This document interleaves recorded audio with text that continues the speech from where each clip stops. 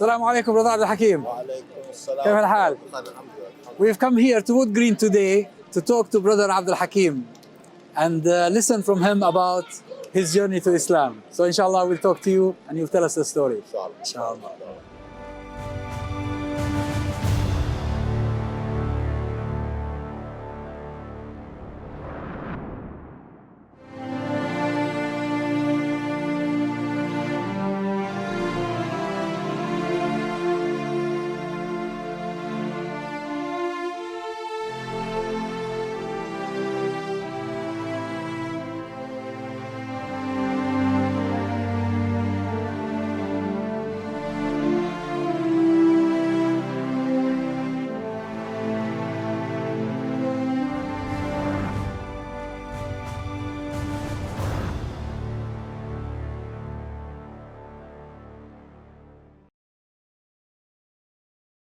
Brother Abdul Hakeem, in the last episode, we ended up with you telling me how you embraced Islam and said the Shahada.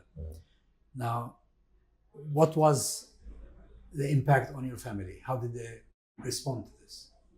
Okay, so like I said, I have 4 brothers and I had my parents. So when I was told that I'm a Muslim now, I knew, based on what I had been reading, I knew that I was going to completely change my life. I could feel it. So I think Allah inspired me to understand within myself, you're going to fully change as a person.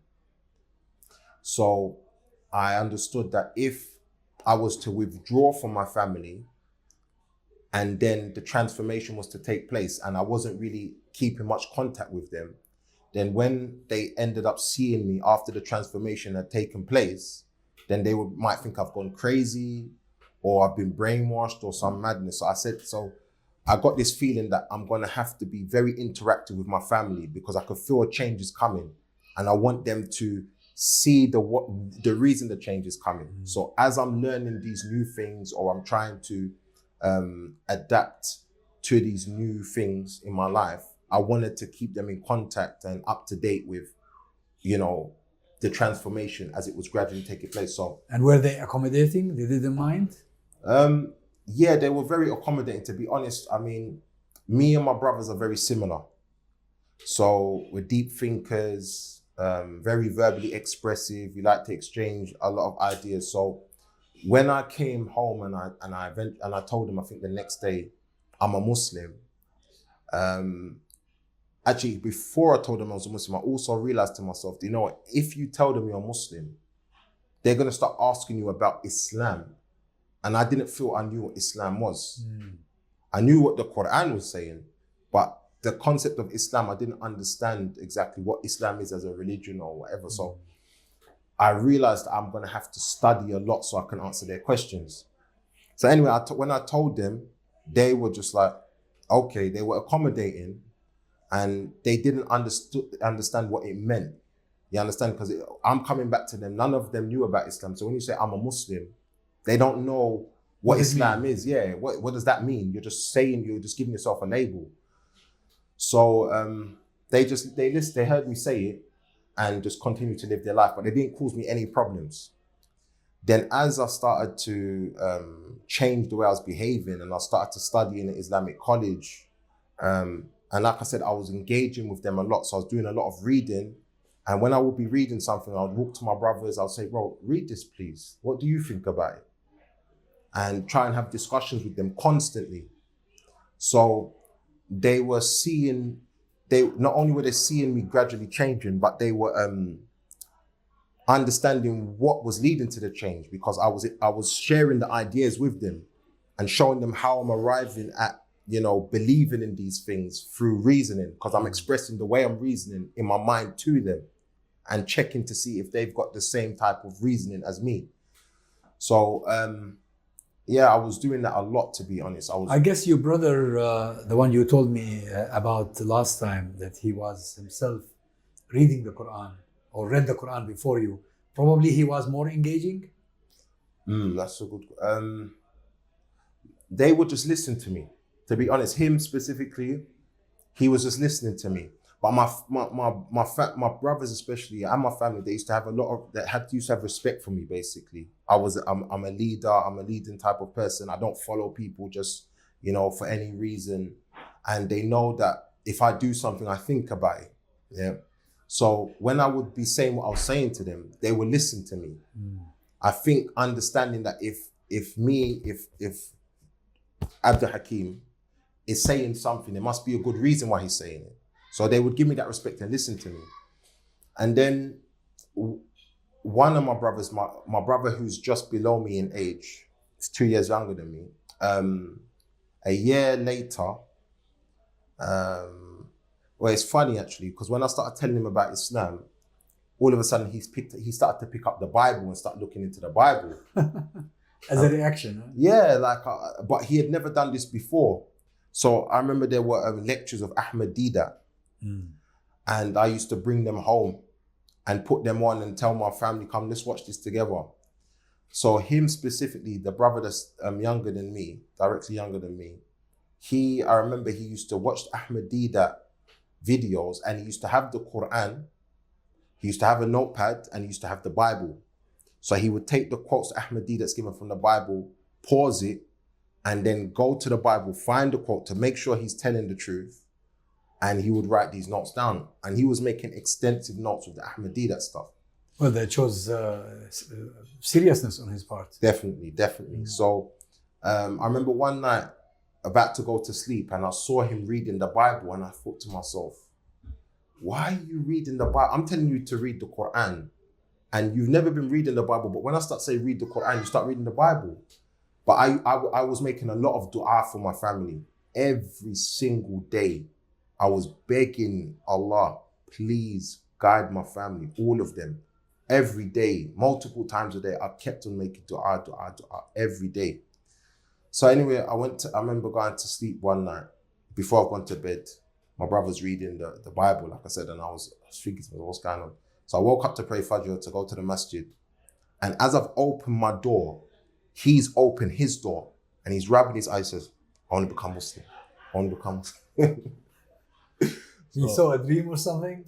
I don't know. Like I said, when I'm going to my bedroom to go to sleep, he was reading the Bible, and I was worried about it. And when he woke up, he wanted to be a Muslim. He wanted to be a Muslim. And the thing is as soon as I opened my door, it's like he had been waiting for me to wake up. So it's like, I don't know if he stayed awake thinking all night, but it seems as soon as he was waiting for me to open my door and wake up so he could tell me. So he said, yeah, he wants to become Muslim. So I was just like, I said the Shahada with him, and then I quickly rushed to the masjid, told the brothers at the masjid, came back to him, and then I started to teach him about Islam. And yeah, gradually, after him, 7 months later, the brother who had given me the translation of the meanings of the Quran, he told me he wanted to become Muslim. He became Muslim. MashaAllah, this is the whole family. Yeah. The whole family eventually, throughout a period of 10 years in total, my brothers became Muslim one by one. So, what about your parents? My parents as well. Yeah, my parents as well. My mother became a Muslim at the age of 47. MashaAllah. And my father became a Muslim at the age of 73. And alhamdulillah, since we all became Muslim, we all started praying 5 times a day straight away. And alhamdulillah, we never stopped. So. You said you were studying Islam at the Islamic college. Which Islamic college? It's called Ibrahim College. Where is that? It's in Whitechapel, behind East London Masjid. Yeah. It specializes in the Hanafi fiqh. So yeah, 2 months after taking my Shahada, I was told about this college that they teach Quran studies and fiqh. But you are so far one of the very few people I have interviewed who also learned Arabic. Where did you learn the Arabic? Yeah, so my Arabic studies started in that college. And my teacher, he had studied Arabic in Damascus. So whilst I was studying with him, he kept on talking about Damascus, when I was in Damascus, when I was in Syria, So when I finished studying with him, I studied with him for about 10 months, and then I told him that I want to learn Arabic more.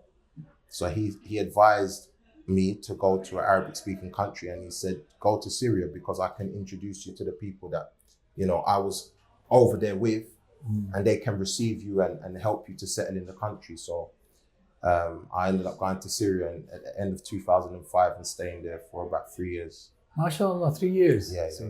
Alhamdulillah. So you're speaking Arabic with the Syrian dialect, maybe? No, not with the Syrian. No. I avoided the Syrian dialect, to be honest. I focused on the Fusha. I said, no, I want to learn Fusha because my reason for learning Arabic was for the Quran. So in Damascus, you were studying only Arabic, or you studied also Islamic sciences? Mainly Arabic, and I focused on learning Arabic to understand Arabic and to speak it and to memorize the Quran and to recite the tajweed. Memorization and tajweed is what I really focused on, along with learning how to understand and speak Arabic. Yeah. And what do you do nowadays? Nowadays, I'm a family man, I'm married, I've got kids, so I have to work. So I work, but I also try to give da'wah a lot as well and call, my people in my locality to Islam.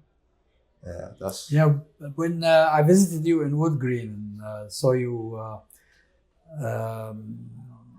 minding that arranging the da'wah material, and talking to people about Islam. Is this something you do regularly? Well, at the moment, it's like every Saturday in the way that you saw me doing it today. But since becoming a Muslim, to be honest, I've been looking for every opportunity to engage with people and to tell them about Islam. So if I'm on a bus, if I'm on a train, I would try to see if there's an opportunity for me to talk with people much more before. So you just start a discussion? Yeah, I tried to just start a discussion with somebody. That's what I used to do. Nowadays, to be honest, I've stopped doing that as much. I still do it from time to time if I've got the right opportunity. But when I first became Muslim, that was the main way I used to engage with people, just randomly. If I feel like I've got enough time to strike a discussion with somebody, then yeah, that's what I would do. But yeah, the way you saw me doing it today is the way that I'm doing it mainly at the moment. Now, what about the challenges making that shift in life? It's not just about believing; it's also about behaving. Correct. Yeah. Any challenges? There's challenges, of course, but alhamdulillah, I think Allah made everything easy for me. But yeah, obviously in terms of learning just new stuff, it's just a whole new way of living. You understand? Learning how to pray, learning how to read Arabic, learning manners. Obviously, if you've been a non-Muslim for years, decades, then having to unlearn like behaviors that are un-Islamic and to learn the new behaviors. It's all a challenge to be a Muslim in practice fully, not just the obvious things that you do as a Muslim, praying and fasting. Those things are relatively easy in terms of physically doing them. Connecting with Allah is the real goal, obviously. So that's a constant thing that you're trying to do. But in terms of unlearning bad habits, in terms of conduct, but before I became Muslim, I'd already stopped smoking. I'd stopped having, relationships with women. I had already decided before finding out about Islam that if I'm going to have any relationships with women, I want to do it through marriage. So that wasn't really a challenge for me. But maybe two of the main challenges was music, leaving music, listening to music mainly, and watching movies and stuff, because I realized that watching certain movies is incompatible basically with being a proper Muslim. Yeah, but some movies are good. Some movies are good, but some movies are bad. And not all music is bad. Not all music is bad. Not all music is bad, but the type of music I used to listen to, I think it was quite bad, to be honest. Now, your area, Tottenham, is an infamous area. At least the impression some people have in London of that part of London, which witnessed in the past occasionally riots and things. Yeah, more than once, yeah. People talk about gang culture, etc. How close are you to that environment? To be honest, I mean, before becoming a Muslim, Tottenham's a very small place, so you're exposed to it. The dominant culture is like the gang kind of culture, to be honest, in the type of community that I grew up in. So I did get involved in certain aspects of it, selling like drugs like weed or marijuana. You did that for a time? Yeah, I did that for a time, yeah. For about 2 to 3 years. And little crimes here and there. So, but like I said, before I became a Muslim, when I really started to ponder on the purpose of life and search for, you know, what my real purpose was, I started to gradually come away from a lot of these lifestyle choices. And I turned my back on, you know, these criminal activities and that type of negative behavior that is dominant in Tottenham, to be honest. And it's probably become more dominant in recent years. So when even before becoming a Muslim, I was distancing myself from those types of influences, like from amongst people that I knew. So it became apparent to them that I'm no longer, you know, trying to participate in that type of lifestyle. And I started to distance myself from them. And they would feel uncomfortable being around me because I wasn't involved in what they're doing. So naturally, there was a distance between me and them. And then when becoming a Muslim, it was much easier because I didn't really have those influences directly in my, you know, my social circle. So yeah, but because, like I said, Tottenham's a very small area, I still know the people, they still see me and I'll still have to interact with them. But I would utilize my relationships with them and our rapport that I had to actually try to give them dawah. You communicate with them? Yeah. I was very, like I said, when I first became Muslim, I was taught that I have to give people dawah. And not only was I taught that, but I felt an innate compulsion to share with them that which I was benefiting so much from. I thought, you know, if I'm getting the benefit that I'm getting, I can't just keep it to myself.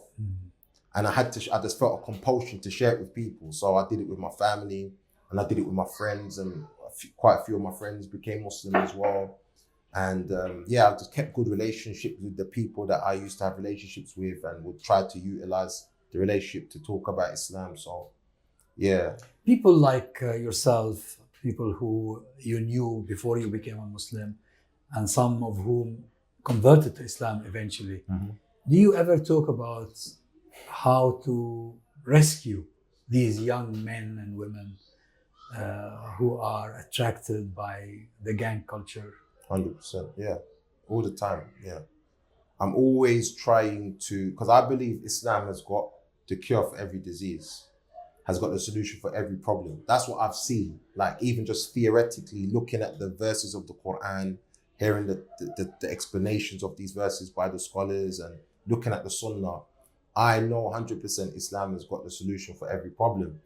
And I acknowledge that if I am in a certain area and I have this knowledge that within Islam there's a solution for any particular problem, I should be one of the people that strives to offer that solution to the people that I can see have a problem. So yeah, I discussed this with, you know, my friends and the community. And I keep my relationships even with non-Muslim people that I've previously known or that I know today.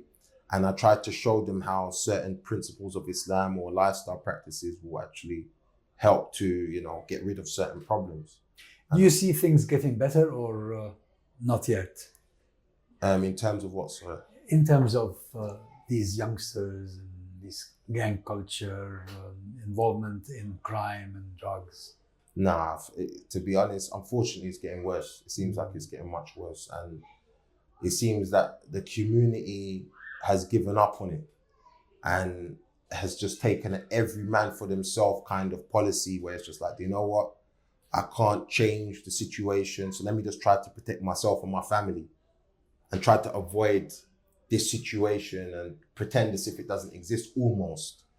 Though eventually it will come to you. That's the problem. That's the problem. So me acknowledging that, I'm trying to focus not so much on whether I'm going to bring about a manifest change that will change the situation from the direction it's going to the opposite, but focus on actually trying to make an effort to change it and understanding that that's all Allah asks me for. Whether it actually happens or not, that's down to Allah subhanahu wa ta'ala.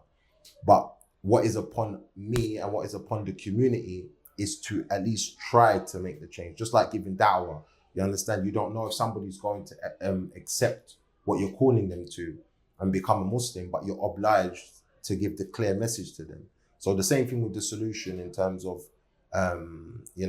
the gang culture that is prominent amongst the youth.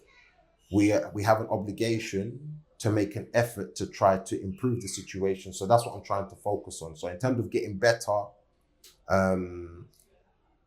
I think especially in this period, there seems to be a heightened sense of community activism after what happened in America with George Floyd being, brutally murdered on camera in front of the whole world.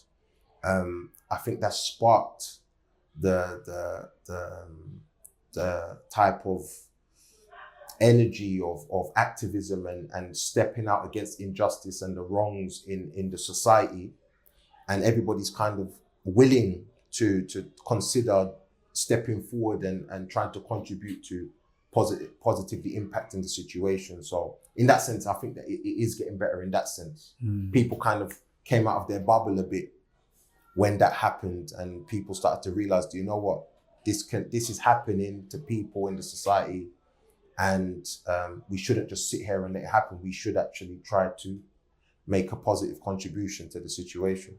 What needs to be done in order to convince community around us or society at large that Islam can be part of the solution to these problems, and that it is not the problem or even part of the problem? To be honest, I think one of the basic things is translation. And I think we underestimate the significance of translation, and we underestimate the power of the words that are being used to try to give people the wrong understanding of Islam.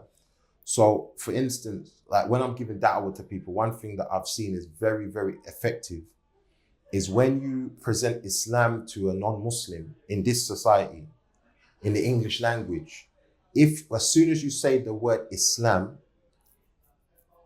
it triggers negative emotions. Puts them off. Immediately, because the media has done a good job at associating the word of Islam or Islamic terminologies with negativity. So a da'i, when they're actually inviting somebody in the English language in this type of society to Islam, and they use these words that they don't understand in Arabic, they don't understand according to the Islamic understanding of the word, they only understand it according to the media. So it's like you're actually putting an obstacle in your way that wasn't there when you're starting the conversation. But if you translate it to them and you say, we believe in submission to the Creator. You mean the discourse needs to be changed? That's right. That's right. Because we have such a love for these words, and when we hear Islam, it triggers positive things within us. We forget the people who we're talking to. It's the opposite with them. If you say Islam, they think negative. But if you say submission to the Creator, then they're able to focus on what you're actually talking about. You understand? And I've done this with so many people. You say, do you have a problem with submission to the Creator? They say no. In fact, they'll say, I think I do that anyway. You understand? But if you say, do you have a problem with Islam? They say yes. But it's the same thing. You understand? Obviously, Islam comes with more context and it's linked to the Prophet Muhammad sallallahu alaihi wasallam.